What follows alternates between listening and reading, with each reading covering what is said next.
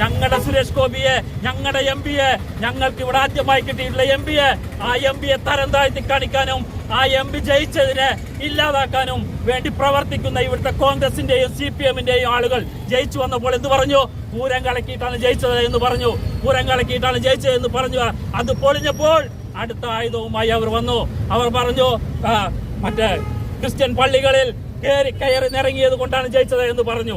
അത്തരത്തിലാണോ ജയിച്ചത്? അതും പൊളിഞ്ഞു വീണപ്പോൾ ഇപ്പൊ വോട്ടിംഗ് തിരിമറി 60,000 വോട്ട് കൂട്ടിച്ചേർത്തുകൊണ്ടാണ് ജയിച്ചത് എന്ന് പറയുന്നു.